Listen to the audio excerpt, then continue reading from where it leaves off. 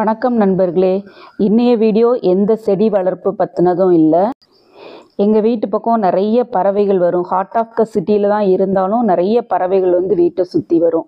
அந்த மாதிரி வந்த பறவைகளில் ரொம்பவும் ஒரு வித்தியாசமான பறவையை பற்றின ஒரு சின்ன சின்ன இன்ஃபர்மேஷன்ஸ் தான் உங்கள்கிட்ட ஷேர் பண்ணிக்கலாம்னு சொல்லி தான் இந்த ஒரு சின்ன வீடியோ.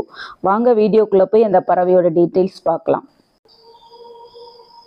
இந்த பறவையோட பேர் இந்தியன் ஃப்ளை கேட்சர்னு சொல்கிறாங்க, இல்லைனா ஏஷியன் ஃப்ளை கேட்சர். இதோட நேட்டிவ் பார்த்திங்கன்னா மியான்மர் மற்றும் சென்ட்ரல் ஏஷியா.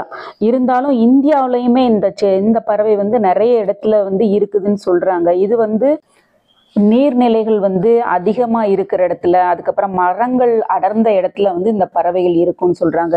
ஏன்னா இதோட இரையே புழு பூச்சிகள் அந்த மாதிரி பிடிச்சு சாப்பிட்றது, தண்ணியில் இருந்தனா குட்டி குட்டி மீன்களை பிடிச்சு சாப்பிடுமா. இந்த காமிக்கிற பறவை ஆண் பறவை.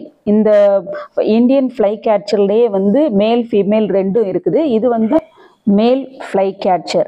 இந்த ஃபீமேல் ஃப்ளை கேட்சர் எப்படி இருக்குன்னு சொல்லி இந்த படத்தில் காமிச்சிருக்கேன் பார்த்தீங்களா, இந்த மாதிரி தான் ஃபீமேல் ஃப்ளை கேட்சர் இருக்கும். ஆண் பறவையோட பெண் பறவை அதோடைய வால் கொஞ்சம் குட்டையாக இருக்குமா. அது சமயத்தில் சைஸும் கொஞ்சம் சின்ன சைஸாக இருக்கும்.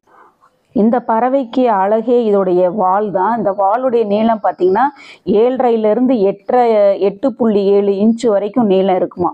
டோட்டல் மொத்தமாக பறவையோடைய சைஸ் பார்த்தீங்கன்னா 9.4 இன்ச்சு வரைக்கும் இருக்கும் அப்படின்னு சொல்லி சொல்கிறாங்க.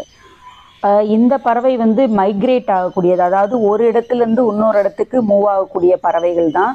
இது அநேகமாக அந்த மழைக்காலங்களில் தான் நார்த்துலேருந்து இந்த பக்கம் வந்திருக்கும் அப்படின்னு சொல்லி நான் நினைக்கிறேன். ஏன்னா இப்போ நான் பார்த்து கிட்டத்தட்ட ஒரு மாதமாக தான் எங்கள் வீட்டை சுற்றி வந்துகிட்டு இருக்குது. இந்த பறவை நார்த்தில் நிறைய இருக்குன்றாங்க, இமயமலை காடுகளில் இருக்குன்றாங்க. மத்திய பிரதேசத்தோடைய மாநில பறவை கூட இதுதான். நம்ம மாநிலத்துடைய பறவை மரகத புறா. சில பேருக்கு தெரிஞ்சிருக்கும், சில பேருக்கு தெரியாமல் இருக்கும். தெரியாதவங்களுக்காக இந்த இன்ஃபர்மேஷன். மீண்டும் அடுத்த வீடியோவில் சந்திப்போம்.